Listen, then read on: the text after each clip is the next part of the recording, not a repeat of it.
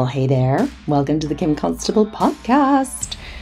I was actually just realising that I used to say, nobody cares, work harder, but I haven't recorded the podcast in so long that I forgot I had a wee catchphrase, so let's start that again. Hey there, welcome to the Kim Constable podcast. Nobody cares, work harder. So there you are. That's always my little motto, or always was my motto, for those of you who haven't listened to the podcast in the past or who are new to the podcast. So if you are new to the podcast, welcome to the Kim Constable podcast. I am sitting here in my office early in the morning, which is when I am my most creative. And I just thought I would come to the office and get ahead of the podcast over the next couple of weeks because OMG, we have some busy times coming up in the Sculpted Vegan. So before we get into this week's content, let me just give you a couple of short pointers or housekeeping notes, I guess, as to what's coming up for those of you who are interested. This won't take very long, I promise. Please do not skip on. So we have the 5-day fitness, motivation and mindset challenge, which is launching. We're opening it, I think, August 28th. And August 28th, 2023, so don't know when you're listening to this, but if it's after that, sorry, you missed it. And it starts September 4th, so this is the most incredible challenge that we have ever launched. We're bringing together everything to do with fitness, with motivation, mindset, achieving your goals. This is for those of you who have 20 pounds or more to lose, but of course everybody is welcome and the strategies apply to everybody. But this is for those of you who have maybe completed or tried to complete one of our shred programs, or who are serial dieters, or who lose the body fat and then put it all back on again, or who just can't seem to get there and achieve your goal. I'm going to help you figure out why. I'm going to help you figure out your why not. I'm going to help you figure out a plan to move forward. You're going to have incredible awarenesses about your strategies and how you hold yourself back. And you're finally going to be able to get out of your own way and achieve those things that you always wanted to achieve. And you think this podcast is good? You think you get perceptual shifts from listening to the podcast? Well, you are going to love what I have in store for you in the 5-day challenge. So make sure that you are on our mailing list. All you have to do to be on our mailing list is go to our website and download any of our free programs, sign up for something, and you'll be on our mailing list, and we're going to send out details there. And also, if you follow me on Instagram, I'll be announcing it there, and also, of course, I'll be announcing it here on the podcast. There'll be loads of places where you can sign up for the challenge. It will be completely free, nothing to pay at all.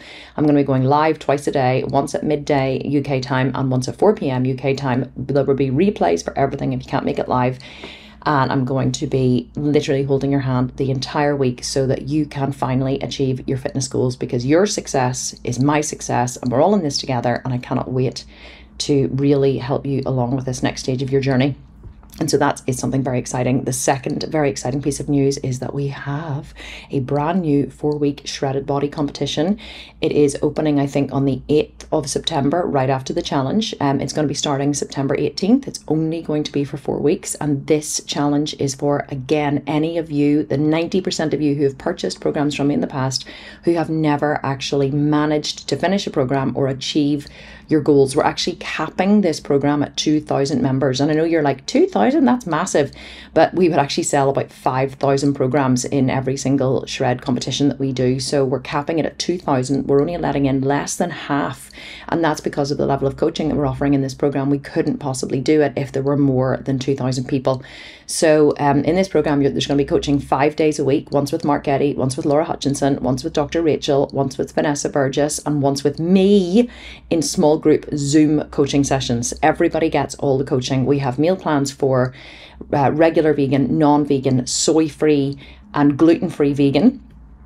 Which are the first time ever non-vegan meal plans available. Mark Getty is also going to coach a breakout group of non-vegans. For those of you who are not vegan and you've always struggled with our programs, then he is going to do a breakout Zoom call every single week, especially for you guys. We have workout plans for gym, for home gym, body weight programs. We have workout programs for those of you who can't squat or have knee issues.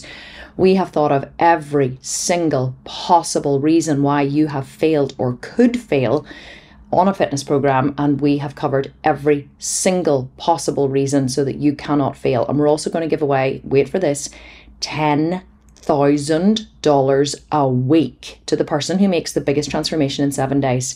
Again, I recognize that one of the reasons why people fail to complete our programs is because they just can't get to the finish line. So imagine if every single week you had the chance to win $10,000 $10,000 during the program, and then we're going to give another 10,000 to the person who has made the biggest transformation at the end of the 4 weeks. So it's short, it's sharp, it's intense. You get someone holding your hand the whole way, and that, by the way, there's so much more than that. There's checklists for everything. There's one-click shopping lists. There's wall planners that you put on your wall where you check off every single day your cardio, that you've done, your meal planning, your training.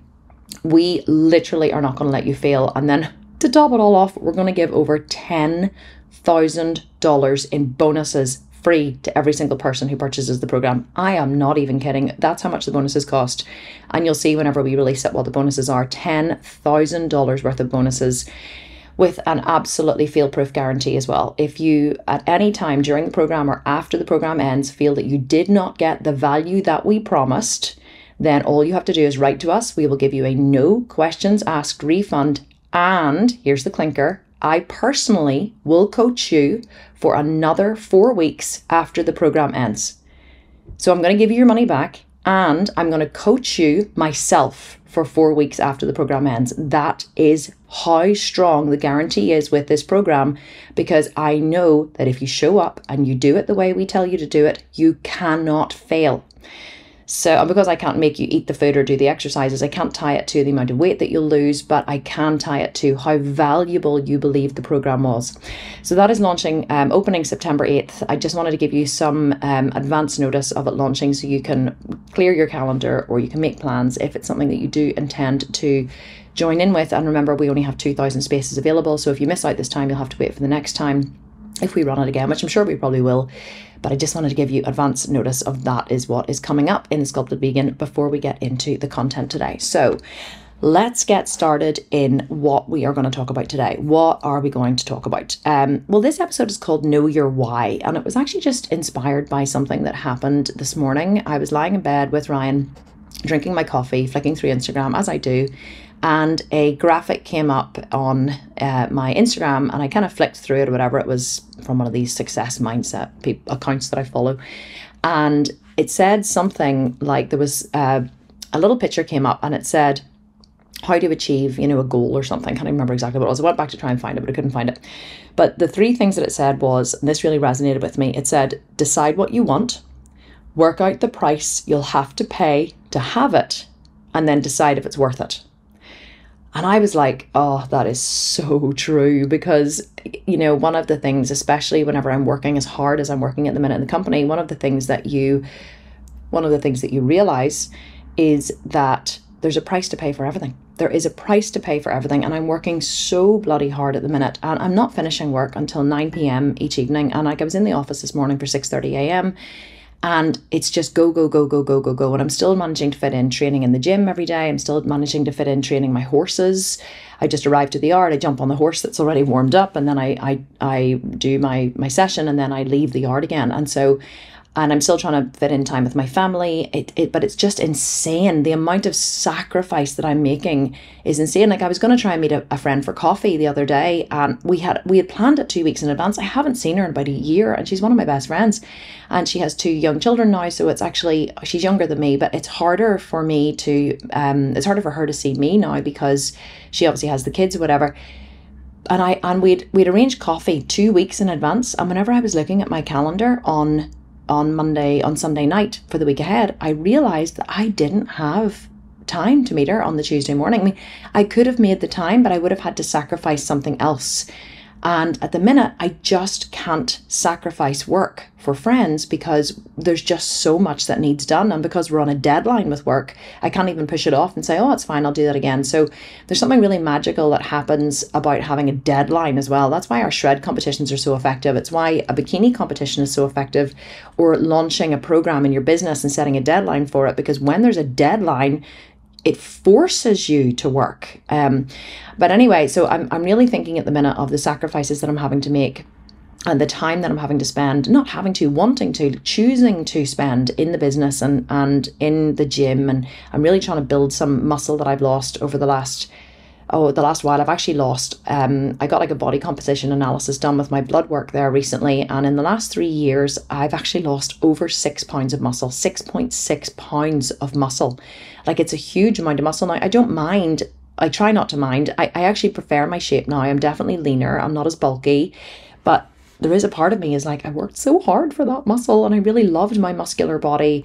And I am still muscular. I'm just not as muscular as I was, but I am trying to build some of it back again, or just really push hard in the gym. I'm feeling super motivated at the minute, but I am making big sacrifices in terms of my friendships and my family and my time with my family in order to have that.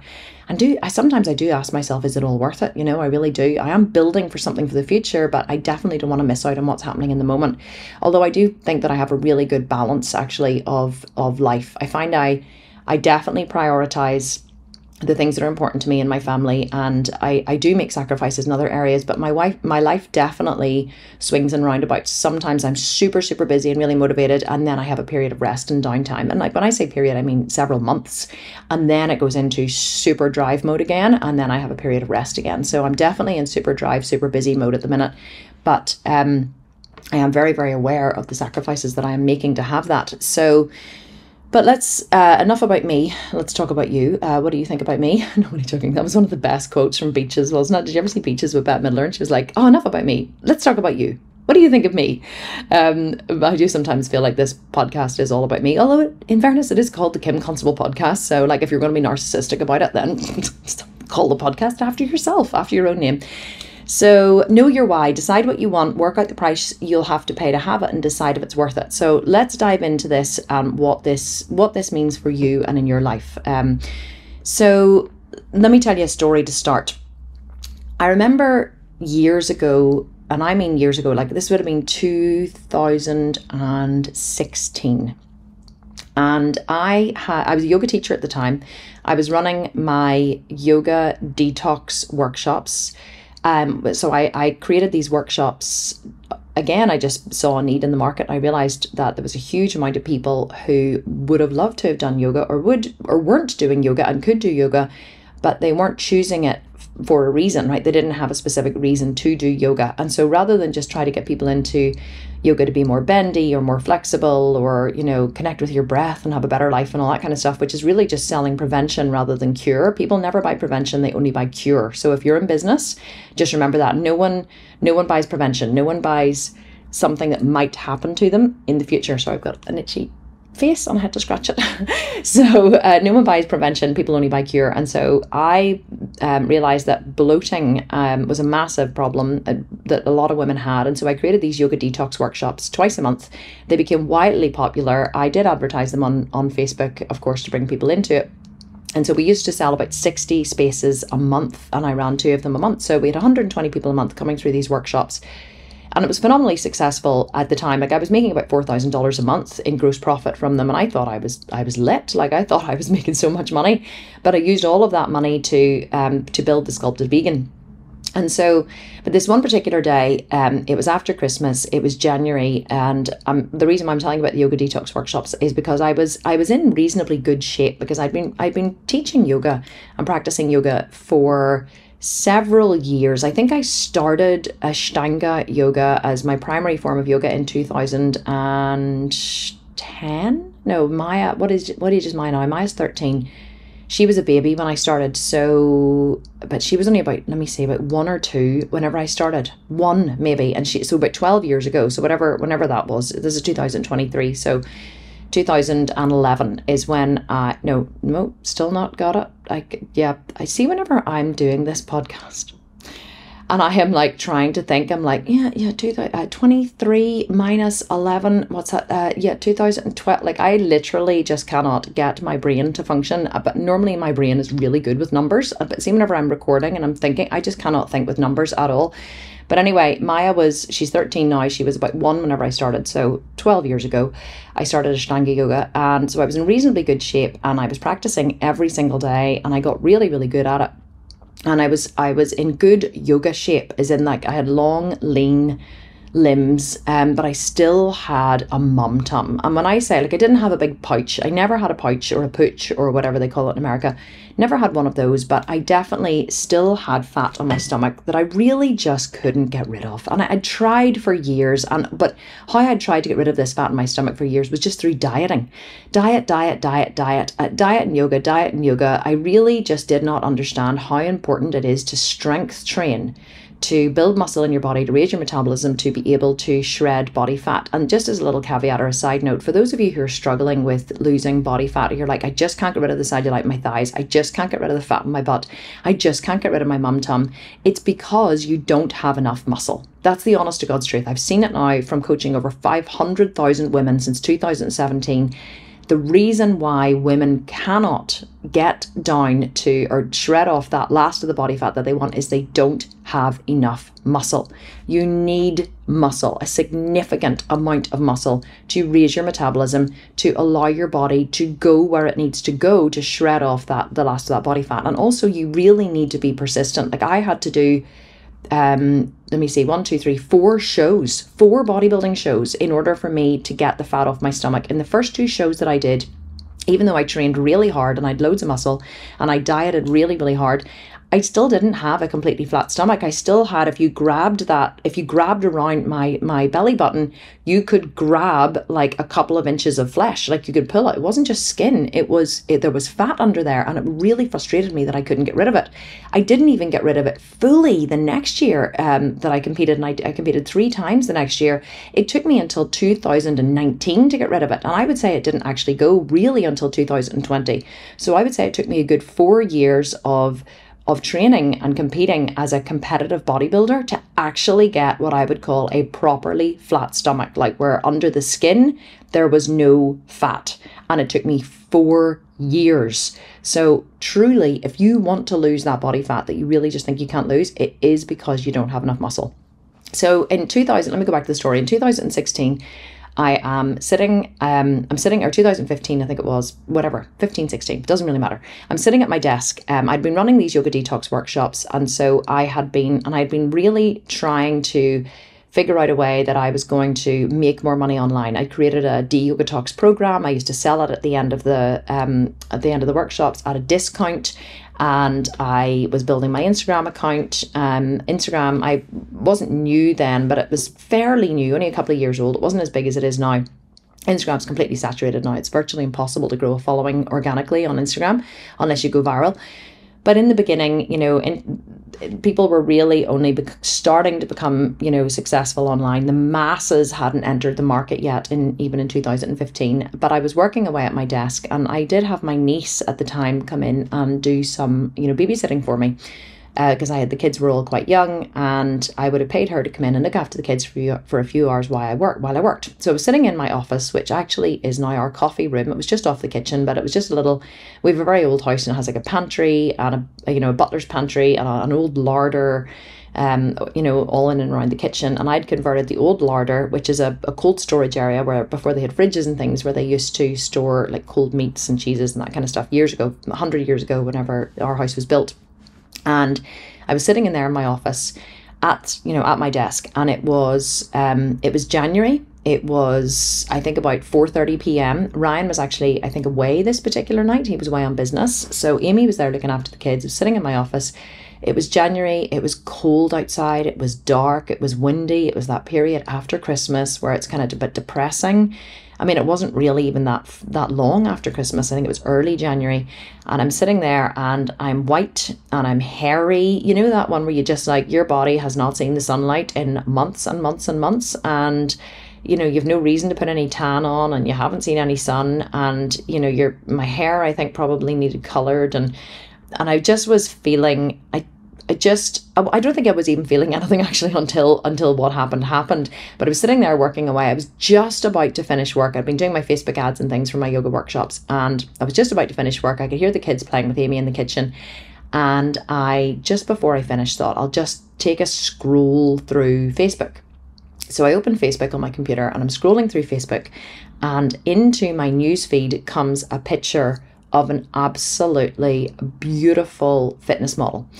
And it was Emily Skye. And it's funny, Emily and I are friends now, actually. And I've loads of you have heard me talk about, my early discovery of Emily Skye, and then how that spiraled into, looking at fitness models. And I guess it wasn't something I'd ever really paid attention to. I knew that, there were bikini shows and that kind of stuff online. Like certainly a few years ago, years previously, my sister was going to do a bikini competition because she'd been training in the gym a lot, and she's very, very naturally in bikini competition shape. She'd gotten all the way into her diet for the competition, and then she just decided it was too hard and she didn't want to do it. So she backed out. She'd already bought her bikini and all her supplements and her plan and all this kind of stuff. And so, and it's always something that had fascinated me, like just muscular bodies and bikini competitions, but it just seemed so far away from where I was. You know, I always thought, God, I would love to stand on stage, but like, how the hell, you know, like it just seems like a massive mountain to climb, which of course it does whenever you have no data at all whatsoever. And so I always had harbored this secret dream of really wanting to do it. And whenever my sister Kerry started, you know, building a lot of muscle, and I noticed her quads were getting huge, and I was like, oh my God, she just looks amazing. But I'd never actually done it. And so definitely fitness models and that kind of stuff definitely wasn't as mainstream as it is now. Like it's completely normal to flick through your Instagram or your Facebook or whatever and see, you know, really fit bodies and fitness models. They're a dime a dozen now. Everybody's an influencer and a fitness model online, but it wasn't that way in 2015 at all. So anyway, I'm flicking through Facebook, and Emily Skye appears in my newsfeed, and it really looked like the photograph had been professionally taken, but I now know that it actually wasn't professionally taken. Emily takes all of her own photos. She has a really good camera setup, and she has some good lighting, you know, natural lighting. She lives in Australia, so there's a lot of natural light. And she, you know, just poses and takes her own photos. And I remember one of her photos came up, and I just was like, oh my God, I just looked at her body. And Emily is not overly muscular at all, but you could tell she was fit. You could tell that her legs were muscular, that her, you know, her shoulders were muscular. You could tell that she trained in the gym. And as I looked at her, I was like, oh wow, she looks fucking gorgeous. Like absolutely amazing. It wasn't even her face. It wasn't, you know, that I was attracted to or that I loved. It was her body. And of course, then I clicked on her page and I started looking through, you know, all of her stuff. And Emily has like, well, at the time she had like 10 million followers, I think, on Facebook. I'm not sure how many she has now, but she definitely did have a big Facebook following. I'm sure she has a lot more than that now. And I started looking through all of her pictures. And as I scrolled them, I just like, it's almost like the only way I can describe it is my excitement started to build. I was like, oh my God, oh my God, oh wow, oh my God, oh my God. She, you know, every pose, she just looked beautiful. And I had this really strong desire inside of me, like really, really, really strong desire of, I want to look like this. But I also had this epiphany moment, which is just as a little side note, which helped me to build a business. I had this epiphany that I've always watched my own process, because how I feel about things is usually how my customers will feel about things. And so as I was scrolling through and I realized how inspiring these pictures were to me, I realized, oh my God, this must be how other people feel whenever they see beautifully lit photos and beautifully lit bodies.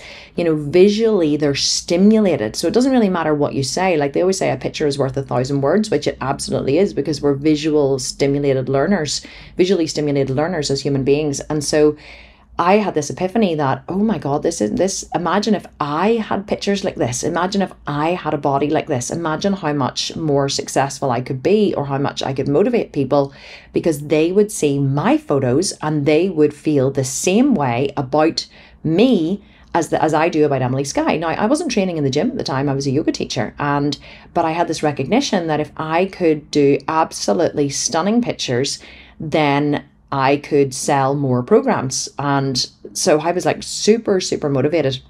Anyway, I noticed that Emily had a program, and it was a 3-phase program. And I immediately downloaded and purchased her program. And it was super cheap. It was like, you could get each phase for like $49. You could get all 3 phases for $79 or something. So I was like, $79, that's a steal. So I bought all 3 phases. The first one was like a general overall body. The second one was, you know, focusing on glutes and hamstrings. And the third one, I think, was focusing on upper body. So I bought this program, and did I do anything about it? No, absolutely nothing. I put the program away and thought, oh yes, I'll start that tomorrow. But I was super, super, super inspired by her photos. So what is the point that I'm making here? Well, my point is that if you want to be successful, or you want to change your body, or you want to start a business, or you want to do something worthwhile, and you have this want inside of you, you have to find your spark. You have to find the thing that ignites you. Now, I wasn't looking for Emily Skye that day. It just happened to come upon me. So you could say, well, Kim, you weren't actually looking for her. You weren't looking for that inspiration. You didn't even know you needed it. You're right. I didn't know I needed it. But the thing about it was all of the choices that I had made up to that point had put me in the position where I was scrolling Facebook. And what I mean by that is I had been working since 2011 trying to build an online business or trying to figure out how I could make money online. So I had really pushed myself into the online world, if you like. So I had been, like I've talked about this in previous podcasts, just diving deep into the world of online marketing. And I'd started a couple of businesses that had failed online. I just hadn't, to be honest, and the reason they failed wasn't because they were shit ideas. It's because I didn't have the marketing. Well, they probably were shit ideas too, but I actually just didn't have the marketing know-how. I just built the websites and built the programs and then hoped that once they were built that people would buy them. But, it doesn't matter how good your program or your product or your service is. If you can't figure out a way to market it, no one is going to buy it. No one is going to know about it. No business grows organically, and very, very few businesses grow because they go viral. And even if they do go viral, you have to figure out a way to sustain that attention, because whenever a business goes viral, it happened to my sister in Babu Kush. She developed this chair, this baby chair, this Babu Kush baby chair where the baby lies on its stomach and it simulates the mother's shoulder. It's for babies specifically with colic and reflux. She developed this baby chair, and Ashton Kutcher posted it on his page not long after she launched, and her company went viral around the world. It literally exploded with growth, and she did 3 million in business in her first year, 3 million in gross profit in her first year. But the problem was she didn't know, because she hadn't built the sales mechanism to sell it, she didn't know how to sustain that after the first year. And it was actually extremely stressful for her, because it wasn't like she'd built a sales mechanism that she could repeat over and over again. She'd gone viral. And a lot of people are like, oh, I would love for my business to go viral. Let me tell you, your business going viral in the very beginning is actually the worst thing that can ever happen to it, because it would be different if my business went viral now, because I would know how to cope with the demand, and I would know how to harness the attention and utilize it, because I've been a long time in business now. But if that had happened in the very beginning, a lot of people wish that they could go viral, but really it's just like, it's the same as wishing that you could be absolutely ripped and stand on stage without putting in any effort. People just aren't, they want what they haven't earned, really. Or they don't want what they haven't earned. Well, they do, but they want things to be easy. People just want things to be easy. But let me tell you, if you get what you wish for, it really can sometimes not be as easy as you think. And so I had been, now let me try and go, I'm going off on so many tangents today. Let me try and go back to my story. So the point is, you have to search for the thing that will ignite your spark. I had put myself in the position where I was trying to build a business, and I, got my niece in to help me look after the kids, and I was in the position where I was searching. I was searching. I was always searching for the thing. I was searching for the idea. I was searching for the way I could sell more programs. I was searching for all of these things. And that search is what put me in the position where I was sitting in, my office, scrolling through Facebook, and I saw Emily Skye. So you have to find the thing that ignites your spark. You're not specifically, well, I am going to suggest actually at the end of this podcast that you do, if you're relating this to fitness, that you do look for the thing or the person or the photograph or the show or whatever that will ignite your spark. But you have to actively go looking for it. You won't know what it is. You won't know what it is until you go looking. But if you just commit to looking, if you commit to constantly searching and scrolling and watching and asking, and you set your sights on it. You set your sights on finding the thing that's going to ignite you. That is really the first step towards getting what you want, towards having what you want. And that could, a lot of people say to me about how did I come up with the idea for the Sculpted Vegan? Well, I just stumbled upon it because I had decided, which is I'm going to talk about next, I decided to do a fitness competition. And I just then, whenever I was searching for a program that I could do, that someone had already created, that would save me having to do the work of standing on stage as a vegan bikini athlete, it didn't exist. And so because I realized it didn't exist, I decided to create it. But again, it wasn't something I was looking for. It's something I stumbled upon because of my search. And so that's the point that I'm making with this. You have to find the thing that will ignite your spark, because that really is the thing that pushes you in the direction that you want to go. And so the funny thing happened after this is that this particular day, once I had seen that, I suddenly thought to myself, do you know what? I'm in pretty good shape, right? Because I really did think that I was in good shape. And by all intents and purposes and by other people's standards, I probably was in really good shape. Like, there's a lot of people who look at my early photos and they say, Kim, if I looked like your before photo now, I would be absolutely delighted, right? So I was in good shape, but I wasn't in the shape that I'm in now, which is like, that girl has worked out for years. Like, she has built a cracking body, you know, but I definitely wasn't there. But so I was so excited, right? I was so excited by finding this picture, and I realized, oh my God, you know what? I need to do something about this hairy white body. Seeing Emily Skye looking so beautiful and so glowing and so dewy and so tanned just made me look at myself and see my own inadequacies. And that was super motivating for me. So anyway, I thought, can I take some photos like this now, right? So here's what happened. So I left the office and I said to my niece Amy, I was like, here, can you take some photos with me? Now this was like 10 years ago. So iPhones weren't as, you know, or 8 years ago, iPhones weren't as advanced they are now in terms of, you know, photographic quality. So I went and I got my husband's really good camera. And I said to Amy, my niece, I said, can you take some photos of me? And she was like, yeah, sure. So I ran upstairs. Okay. And my hair had been in a ponytail all day, but I took my hair out of the ponytail and I kind of, you know, shook it a bit, and it looked a bit random, but I was like, oh, that's fine, don't worry. And so I put on my skimpiest pair of Bikram yoga shorts and my tiniest little workout bra, sports bra that I had. Now at the time I didn't have a boob job or anything, so I had, you know, my boobs were like breastfed 4 children, golf balls and a pair of socks, you know, like literally, I used to say they're like 2 well-scratched hives. Like, I literally had nipples on top of skin. That was it. And I, anyway, came downstairs dressed in this outfit. I said to my niece Amy, can you take a couple of photos of me? And she was like, yeah, sure. And I honestly thought this was going to be easy. I must post the photos actually in the show notes on the website.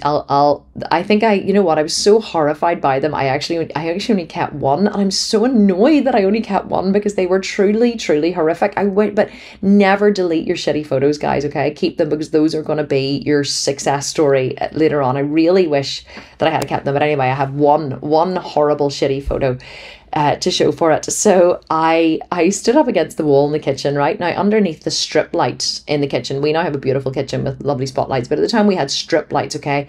I didn't understand lighting. I was white, I was hairy, oh my God, honestly, it's just so funny when I look at the photos. So I stood up against the wall in the kitchen, and I said to Amy, take some photos, and I kind of like lifted my hair, like, you know, like I saw Emily Skye had done in the picture, and I was smiling at the camera, and Amy's standing there like snapping photos of me, and I'm thinking, you know, oh yeah, okay, so that, yeah, I think that looks fine. Oh yeah, I think that looks fine. Never taken photographs of myself before in this way. I used to do modeling when I was younger, so I kind of felt confident in front of a camera. But whenever you do modeling, it's very, very different to fitness modeling. In fitness modeling, you always push your hips back to elongate your stomach and elongate your legs. But in modeling, you tend to slouch with your hips forward. So because, you know, that's just the way the model stands. Whenever you see people in photographs, like they try to stand like a model, which is really kind of slouchy, but that you actually make yourself look horrendous in a photo when you stand with a slouch. The best thing that you can do if you're ever going to be standing in a photo is to push your hips back, suck your stomach in, lift your shoulders, and, you know, lift your front leg up on the point of your toe, but try to lift your hip up to elongate your hip. But again, I knew nothing about this because I'd never done any fitness modeling or posing or anything like that. So my niece took a couple of photos of me, and I remember then looking at them in the camera and thinking, oh, like, oh no, those look terrible. Do I really look like that? And I started flicking through the photos, and then I downloaded them onto my computer later on, and I looked at them and I was like, oh my God, do my tits actually look like that in that bra top? I always thought the bra top looked quite nice, because of course whenever you're standing looking at yourself in the mirror, right, whenever you're dressed, you move your body in such a way, you suck in your stomach, and you this is what human beings do. We move our bodies around until we like what we see in the mirror. We look at them from the best angle and we go, yeah, that's acceptable. But we don't realize that that really isn't what we look like. That's just us presenting our best angle in the mirror. But that isn't what we look like. And I looked at these photos and I literally got the stark reality of what I actually looked like. Now, I'm not saying what I looked like was bad, But in my mind, I thought, I really did think that those photos that I took were going to resemble, just in some way, they were going to resemble Emily Skye's. I was that fucking delusional. I really did think they were going to resemble Emily Skye's. Just maybe not, like, maybe they might have needed a little polish or whatever, but I really thought that they were going to look half reasonable. And they looked absolutely and utterly horrendous. And I'm going to post one of them in the show notes on the website. So you can see how bad it was. And anyway, but it was the best thing that ever happened to me, because I genuinely thought, one, I was in reasonable shape, which I was by all intents and purposes, but I was not in fitness model photo shoot shape by any means. And the vision that I had of myself was so far from reality. It was shocking. It was absolutely shocking. But now looking back, I realize it was the best thing that ever happened to me, because it stopped me from living in my delusion in my head. And I had always wanted to be muscular. I'd always wanted to be in really good shape. But the two things that really sparked it was seeing Emily Skye, seeing her photos, and then taking my own photos and basically then measuring my own photos up against Emily Skye's. And I realized I had a long way to go.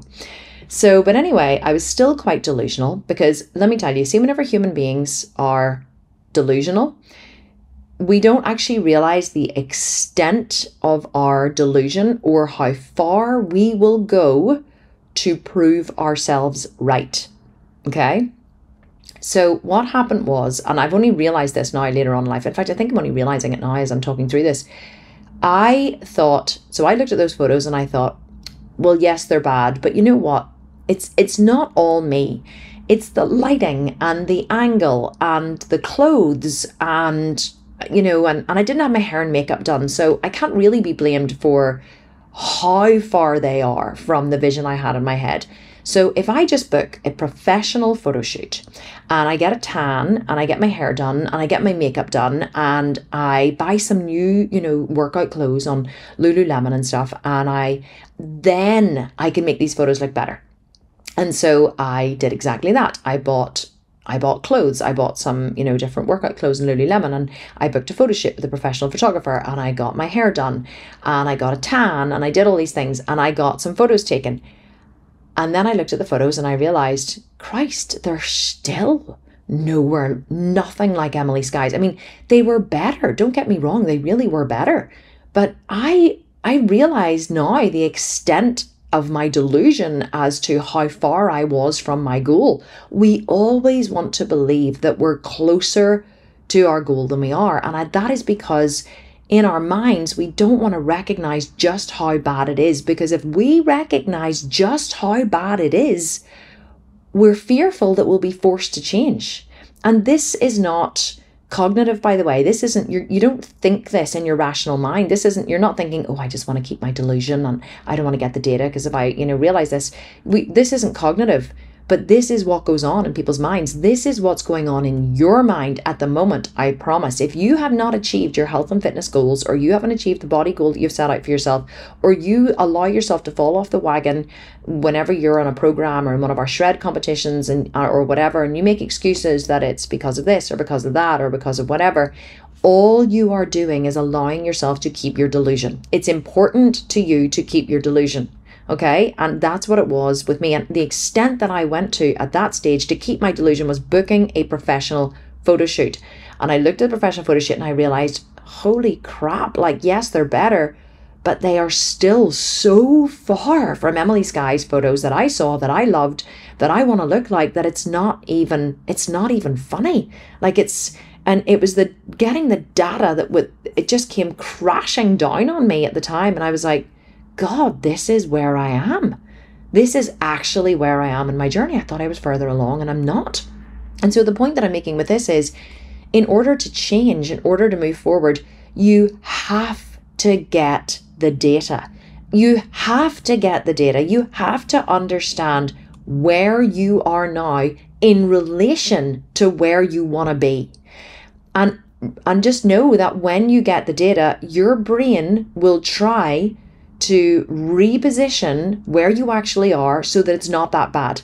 Because we don't want to feel bad as humans. We want to feel good about ourselves, right? We're motivated to feel good. We're not motivated to feel bad. That's why even if in times of war or in times of really stressful situation, like the body can't survive in a state of fear for very long, right? Whenever we're fearful, the fear will normally pass in a few days. And how the fear passes in a few days is your mind justifies it and makes it okay in order for you to release and let go of the fear. They've seen this, they've done studies actually in war-torn countries where they are, there's like bombs being dropped and there's like missiles like going overhead and stuff.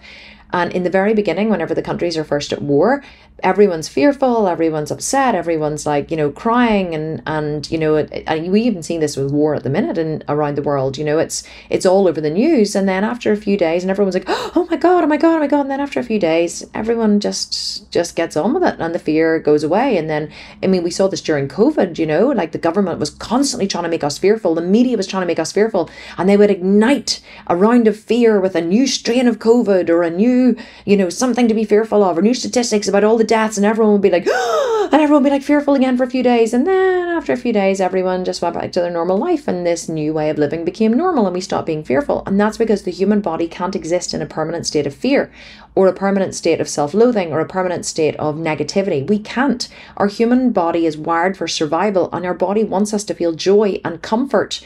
And so what it does is it justifies in our minds the bad thing that we see in front of us, or the bad thing that is happening, and we reposition it and we reframe it and we justify it in order for us to go back to feeling safe and warm and secure, because that's what your body wants. So whenever you see that thing, whenever you see that body that you want, and then you look at yourself, or you see yourself in a photo, or you see yourself on vacation, or you see yourself somewhere and you're like, oh my God, this is worse than I thought. Just know that within a few days or a few weeks at most, your body will completely reposition everything that you felt at that time to bring you back to a stage of comfort and hopefully joy, because I want everyone to be joyful in their lives.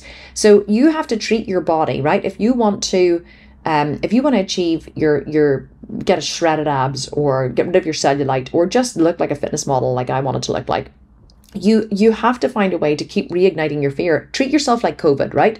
Treat your body like COVID, and you like the government or the media. And you have to find ways to reignite your fear or reignite your motivation, like every single week. You have to pull out those photos. You have to keep taking that. That's why it's one of the reasons why we recommend that people take progress photos all the time. You can't hide from the data, and understand whenever you're like, oh, I don't want to take those progress photos. That's your body going, no, no, no, no, no. We're nice and comfortable at the minute. We're not in a state of fear. There's no need to take those photos and remind yourself of how bad the situation is, because we don't like to feel that way. We want to feel good and comfortable and warm. Eat the cookie, Kim. The cookie will make you feel good. No, Kim, don't get out of bed in the morning. Don't go running, and don't go to the gym, and don't do all those things that are hard. Just stay here, stay comfortable, stay warm. It's nice, Kim. Why would you do all those awful, horrible things to yourself, Kim, when it's so lovely and warm over here? That's what your mind is trying to do, because your body and your mind are trying to keep you in a state of comfort, okay? And you're fighting against this constantly, but most people don't realize this. You have to make yourself uncomfortable every goddamn fucking day if you want to achieve anything great in life, because your body is not going to drive you to discomfort.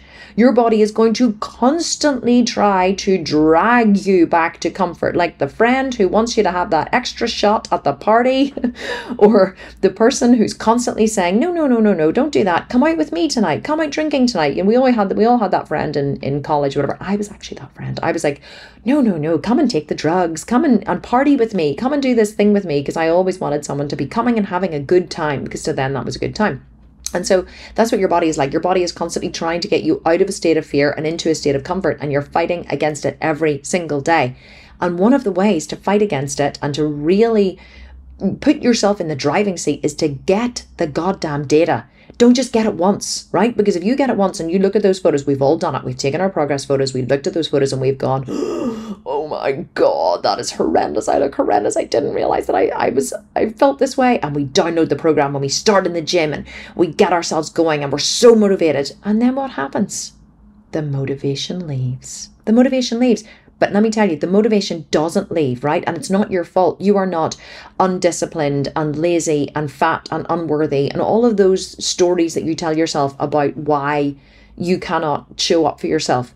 You're constantly fighting against your body, and you're constantly fighting against your mind. And it's because your body is wired for survival. Your body doesn't want to feel bad. Your body wants to feel good. And so you're constantly fighting against it. You want to stay in that permanent state of motivation because you felt so motivated when you looked at those shitty photos and you started in the gym and you went on the diet and you did those things that are good for you. You want to stay there, and you wonder why your motivation fails. Your motivation fails not because you're not disciplined. Yes, a lot of people are disciplined, but if you aren't disciplined, but if you find that you're not disciplined and you need to get that discipline back, you have to find a way to motivate yourself constantly. And one of the best ways to motivate yourself constantly is to constantly get the data. Take photos of yourself every day, and don't suck in your stomach and make your photos look really good and then edit them to put them on Instagram. Stand in a slouched position, stick your stomach out, squeeze your butt so your cellulite is visible. Make yourself look horrendous in the photos, and do it every single goddamn day if you have to. And you look at those photos, print them out, print them into poster size and put them on the wall, right? Put the most ugliest, shitty photo of yourself that you've ever taken in your life, like print it out in poster size in full color and full resolution, and stick it in your bedroom, stick it in your bathroom, and stick it in your kitchen. Let all your friends and family see it. People will be like, holy shit, why is that photo up there? You look horrendous. You're like, yep, don't I look horrendous? Thank you for the renewed sense of motivation you have just given me. I am not going to eat this piece of chocolate cake.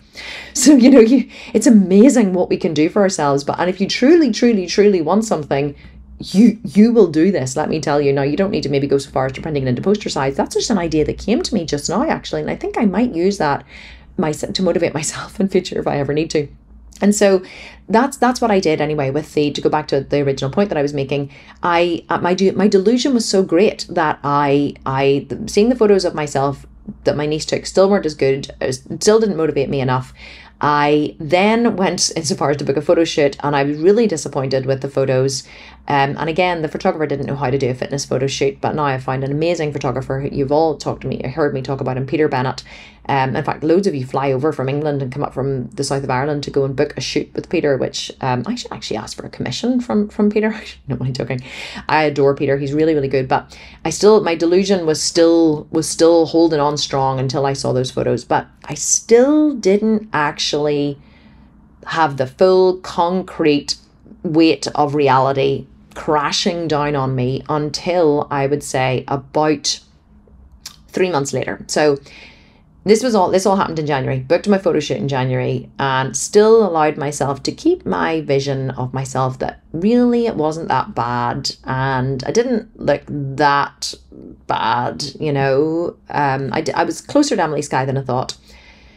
Until one day in April, the sun was starting to come in through the windows. The weather was starting to warm up slightly. The chance to maybe put on a bikini was coming. We always have our nice spring weather here in Belfast in kind of April, May and June. And then literally July and August are supposed to be summer, but they're just a fucking washout. It just rains so much in July and August.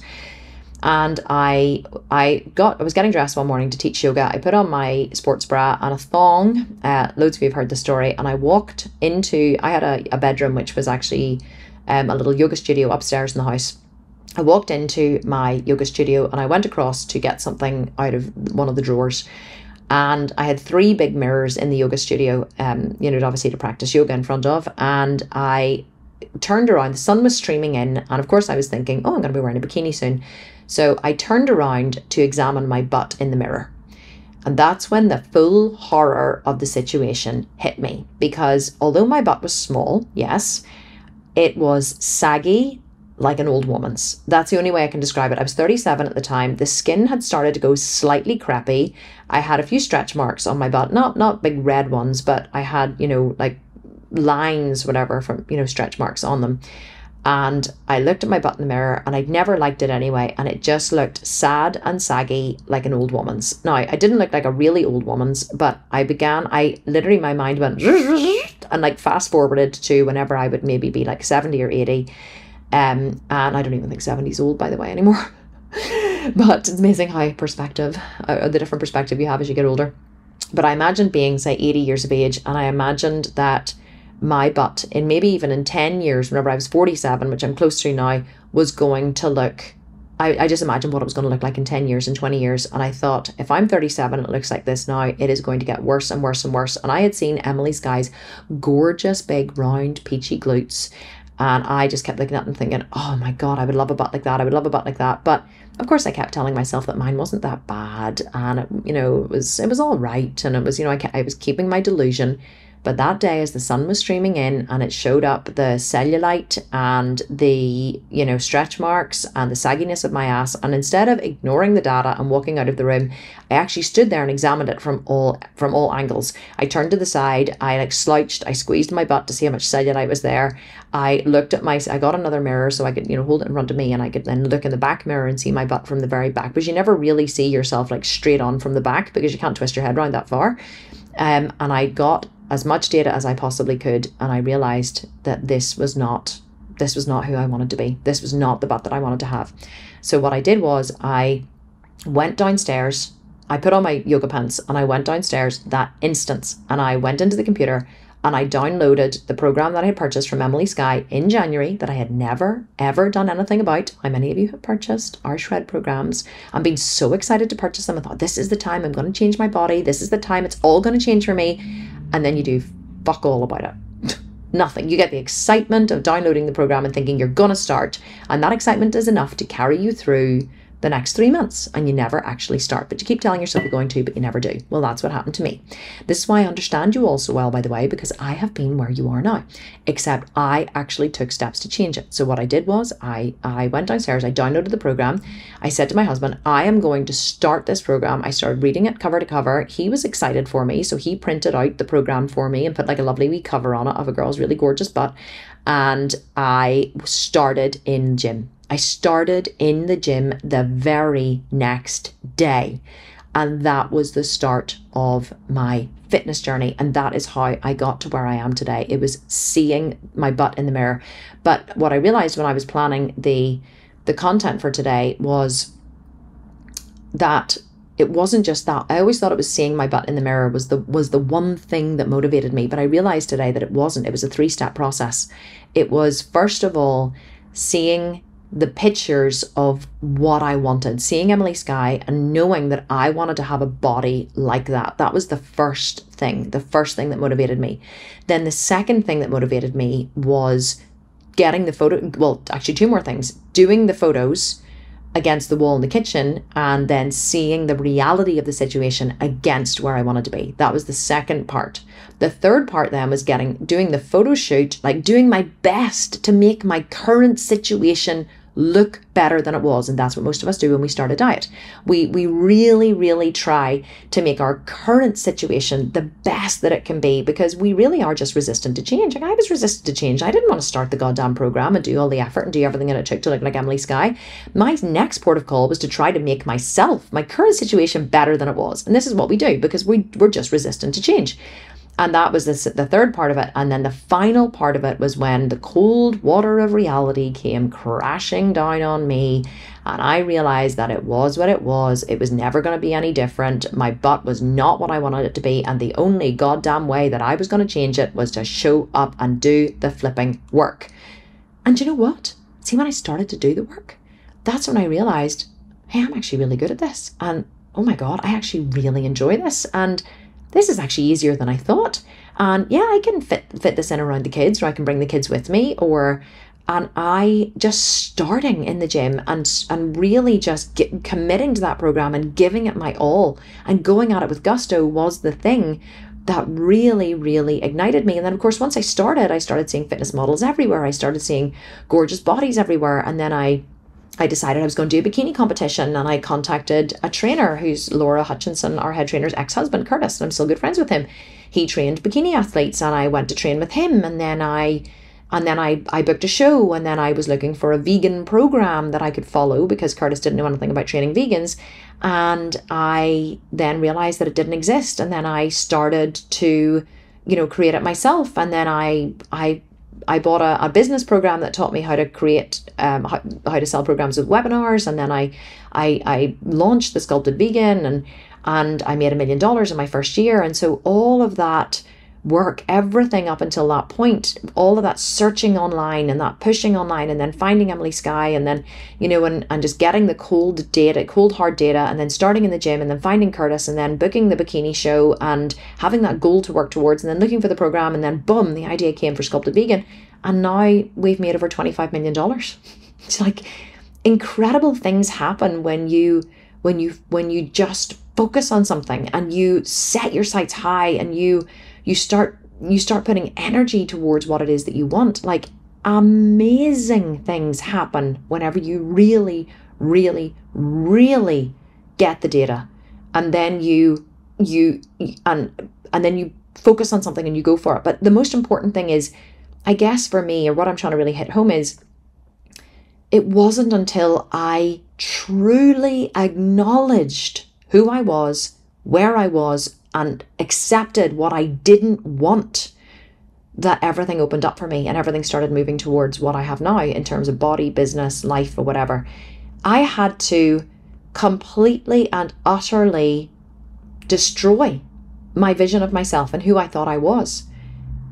And I had to go there in order to find the motivation to go after what it was that I really wanted. Because if you allow yourself to keep any part of your delusion, then, or allow yourself to stay comfortable, which is really what your body wants, you'll never get where you want to go.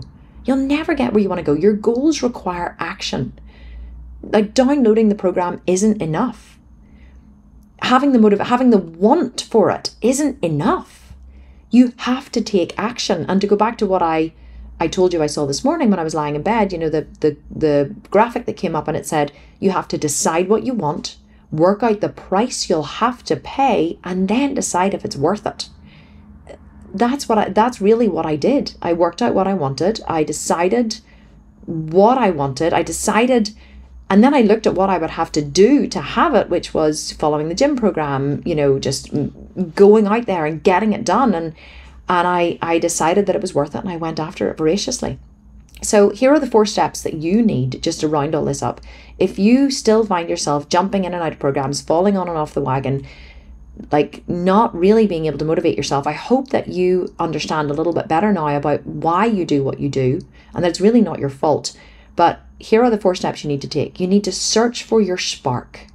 Search for your spark. Find the thing that is the thing that you want, that when you look at it fills you with excitement and motivation. Whether it's a picture, whether it's a goal of a bikini bodybuilding show, I don't give a shit if you're 68. If you want to stand on stage, you fucking stand on stage. Or at least work towards it, and then you can figure out when you get there if you still want it or not. Whatever that thing is that makes you go, yes, this would be worth it for me. If I had this, it would be worth the pain and the sacrifice and the struggle. This is something worth going for. Find that, okay? And then get the data. Where are you now in relation to your goal? Do whatever it takes. Take the photos, print out the poster size picture and stick it on your wall in the kitchen. Do whatever it takes for you to get the reality of the situation. And then work out your why not. Why are you keeping yourself comfortable? Why is your body trying to stop you from going after this? What are you trying to protect? Are you trying to protect your relationship? Are you trying to protect your comfort? Are you trying to not give up tortilla chips or pizza? Like, work out what it is that you're trying to protect. Maybe you're just trying to protect your vision of yourself. You just really, your self-esteem is low. Your mother used to tell you were fat as a child. You were in an abusive relationship, and you really just don't want to acknowledge, how bad the situation is. You don't want to make yourself feel any worse than you're feeling right now. Whatever it is, find out why you're choosing not to do it. And then if you still want it after you've worked this out, then go and get the damn data. Go and get the data and then start the work. Start the work and just do it. Just start. Don't think about it 6 months from now, a year from now. Don't think about way down the line. Just start now. Because amazing things happen when you start. When you start to put energy into something, where your attention goes, energy flows. Put your attention into what you want and know that you're going to have to remind yourself, i.e. re-motivate yourself every single goddamn week of why you want what you want, because your body will try to bring you back to comfort.